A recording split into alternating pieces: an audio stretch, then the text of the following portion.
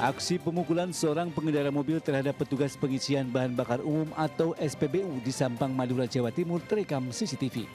Sebelum terjadi pemukulan, pengguna mobil ini turun dari kendaraan dan hendak mengisi BBM. Petugas kemudian melayani permintaan pengendara. Saat petugas sedang konsentrasi untuk melengkapi administrasi, tiba-tiba keduanya terjadi cekcok mulut. Seketika itu, pengguna kendaraan langsung menonjok di bagian tubuh korban. Korban berupaya melawan, namun perkelahian itu berhasil diredam teman pelaku dan petugas SPBU yang lain. Usai pelaku melakukan tindakan kekerasan kepada korban, pelaku langsung pergi. Video pemukulan ini pun kini viral di media sosial. Menurut petugas SPBU, insiden berawal saat barcode yang diberikan pelaku tidak sama dengan plat nomor mobil, sehingga korban tidak bisa melakukan pengisian BBM. Merasa kecewa, pelaku emosi dan langsung memukul korban. Nggak sama, ya saya lihat lagi itu kan, sudah lihat lagi saya ini nggak sama barcode-nya kak. Lah apa bedanya katanya, apa bedanya? Yang penting saya punya barcode gitu kan. Nggak bisa, itu pun Sampang bisa, isi di Sampang kalau kata saya gitu. Nggak terima orang sungguh. Karena sininya. Sampai saat ini korban masih belum melaporkan ke pihak kepolisian karena masih menunggu kabar dari pimpinan SPBU setempat. Dari Sampang, Madura, Fatur Rahman, iNews melaporkan. Aksi bajing loncat di kawasan Tanjung Mulia, Kota Medan, Sumatera Utara terekam kamera pengguna jalan. Pelaku yang berjumlah 2 orang berhasil mencuri 1 buah ban dari mobil bak terbuka yang tengah melaju pelan. Sebelum melakukan aksinya, kedua pelaku ini memiliki peran masing-masing. Satu pelaku yang menggunakan jaket hitam terlihat naik ke atas mobil bak terbuka yang tengah melaju pelan usai melintasi persimpangan dan menggeser 1 buah ban mobil bak terbuka tersebut. Sementara rekan pelaku lainnya menunggu dan membututi di belakang mobil dengan sepeda motor dan membantu pelaku mencuri ban dari mobil bak terbuka. Saat ini kami sebagai pengguna jalan merasa resah bang, takut kan. Takut ketabrak atau takut nanti tak terjadi apa-apa gitu. Dan kasihan juga bagi supir-supir yang sudah bawa barang, tiba-tiba barangnya diambil kan nggak, kita merasa gimana gitu. Aksi bajing loncat di kawasan ini cukup meresahkan warga dan pengguna jalan. Warga khawatir aksi kejahatan jalanan ini dapat membahayakan pengendara lain. Dari Medan, Sumatera Utara, Yuda Bahar, iNews melaporkan.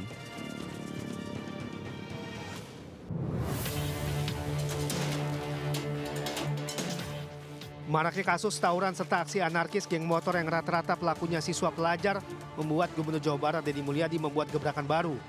Deddy akan mengirim para pelajar bermasalah dan sulit dibina ke barak dan diwajibkan menjalani wajib militer. Tak tanggung-tanggung, siswa nakal akan dibina selama 6 bulan hingga 1 tahun dengan pendidikan ala militer, serta akan dijemput langsung oleh anggota TNI.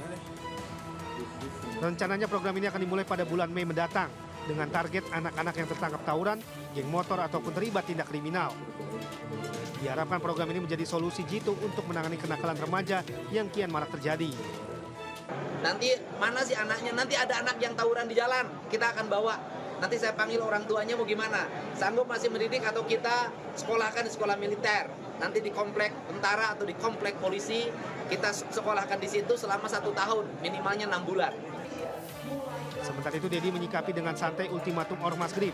Deddy mengatakan meski ada ultimatum, dirinya akan tetap bekerja menjaga dan memastikan investasi di Jawa Barat berjalan baik. Deddy mengaku tidak terpengaruh dan tak gentar dengan ancaman apapun. Kita ini pemerintah menjalankan tugas untuk menjaga investasi berjalan dengan baik, rakyat bisa bekerja, rakyat bisa sejahtera. Tugas saya itu, saya tidak akan pernah mendengarkan ancaman dari siapapun kalau itu mengganggu kinerja saya. Sebelumnya Ormas Grip memberikan pernyataan keras ke Deddy agar tidak mencampuri urusan Ormas dan tidak mengganggu. Mereka menilai pemberitaan negatif terhadap Grip diduga dipicu oleh pernyataan Deddy Mulyadi. Jadi jangan ganggu Ormas dan jangan ganggukan. Dari Bandung, Jawa Barat, Ervan David melaporkan. Ingatkan agar jangan terjadi kekacauan yang karena Anda penyebab.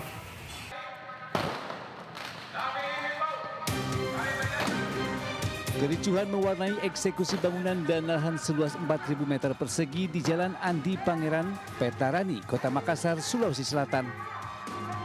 Massa dari pihak tergugat menyerang petugas dengan lemparan batu dan petasan.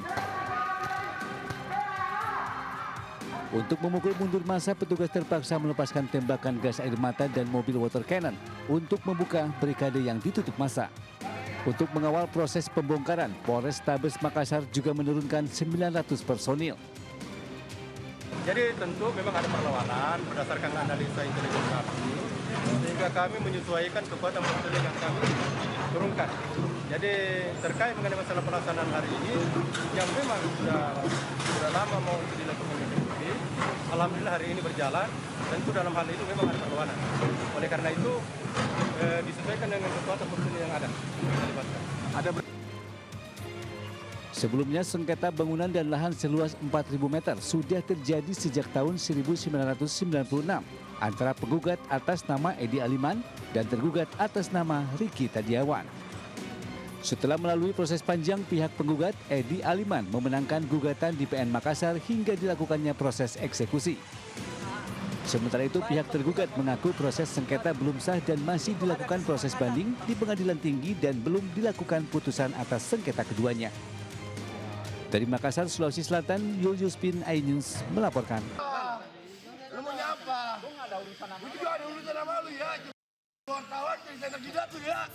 Seorang pria tak dikenal bersitegang dan mengintimidasi sejumlah wartawan saat melakukan peliputan dugaan penyalur tenaga kerja bodong di salah satu ruko di kawasan Plaza Bekasi Jaya, Kelurahan Aren Jaya, Kecamatan Bekasi Timur, Kota Bekasi, Jawa Barat.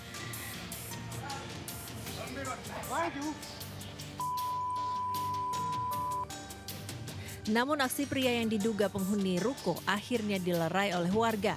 Bahkan pria tersebut justru terlibat perseteruan dengan warga lain akibat ulahnya.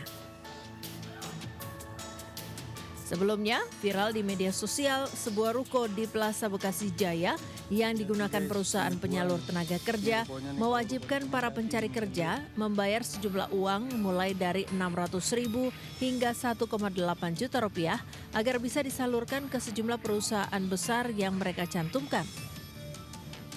Menurut warga, para pelaku sudah beroperasi selama 2 bulan lebih. Ya, nerima lamaran kerja, dijamin masuk. Sehari berapa orang Pak yang untuk melamar pekerjaan ini Pak? Ya, paling sedikit, pokoknya di atas 5 Pak. Di atas 5? Iya, paling sedikit 5 orang kok saya perhatiin itu kan. Tapi diiming-imingin pekerjaan? Iya, udah. Sementara pihak Dinas Ketenagakerjaan Kota Bekasi yang mendatangi lokasi mendapati ruko berlantai 2 itu sudah kosong dan dikunci dari luar. Hal ini semakin menguatkan dugaan perusahaan penyalur tenaga kerja itu melakukan praktik mencurigakan dan ilegal. Kita juga insya Allah sedang koordinasi sama kementerian mau merilis mana sih lembaga yang sampai posisi sekarang memang resmi yang sudah terdaftar. Kalau yang belum terdaftar jangan sekali-kali. Karena itu berarti dia tidak niat. Kalau yang orang mau niat mau usaha itu mesti harus mengikuti peraturan yang ada. Agar tidak terulang, warga yang ingin mencari pekerjaan diminta untuk berkoordinasi dengan Dinas Ketenagakerjaan Kota Bekasi.